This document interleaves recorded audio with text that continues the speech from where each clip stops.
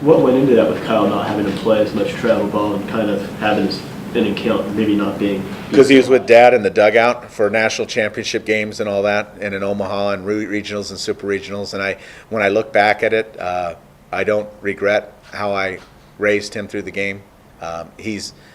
Kyle has made himself what he is today because of what he's learned from all the great players that I've coached, and it's given him poise beyond his years in a tough situation. And I probably should state this now.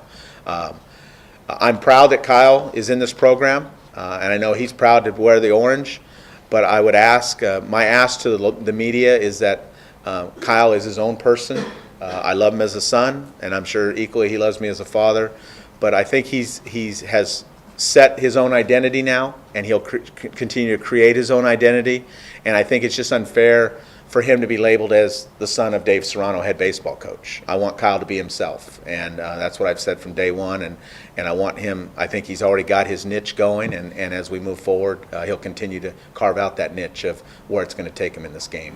You talk about Kyle being in the, go ahead, Jim. You talk about Kyle being in the dugout with you, and then you got a coach's son at shortstop for you. Do you like the baseball IQ of this team so far?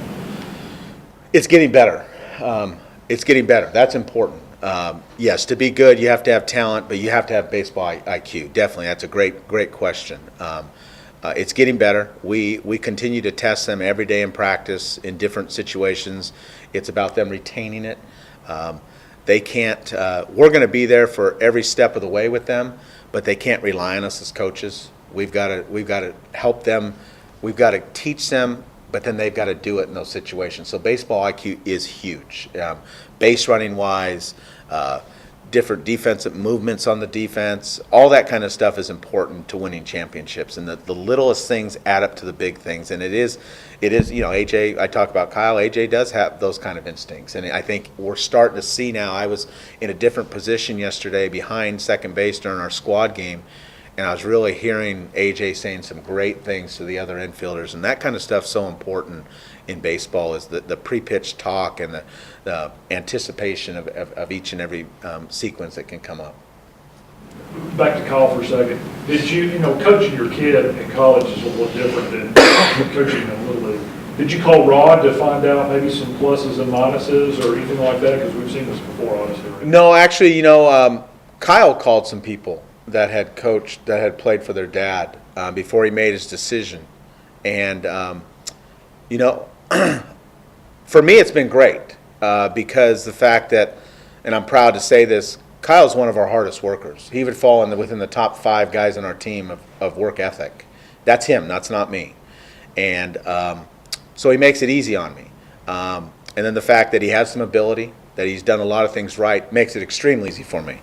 I think it was a little hard for him early. He mentioned it to me around Thanksgiving, that it was a little harder for him. He was enjoying his experience, but he was having a hard time correlating between me being his coach and me being his dad. And it was, as we all know as parents, that dads are never right.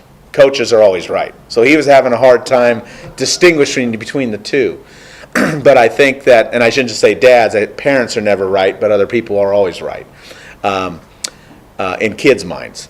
But I think he's fought through that, and hey, it'll make him stronger in the long run. But the young man has some tough roads ahead of him. When we go into hostile environments, he's going to be known as the coach's boy, and so on and so forth. So the trials and tribulations he goes through, along with our other players, will be good for him in his continued drive to be the best. Did you have any reservations about coaching your son? I wanted to always coach him. Because the fact that I get to see him play baseball every day now, and I didn't get to see that. I got to see 34 other kids that I treat as sons each and every day, but I didn't get to see my own kids do their activities. So now I get to see his development each and every day as a baseball player. So it makes me happy that I know for at least 3 years I'll get to see him develop as a baseball player and see him succeed and fail at times on the baseball field. Had you ever coached him at T-ball, Little League whatsoever? Never. I was always that parent that stood in the background and just liked to enjoy watching my kids play because it was my time away from my sport at the time. Not that I didn't want to, but my time kind of kept me away from that, but it just allowed me to be a parent and a fan.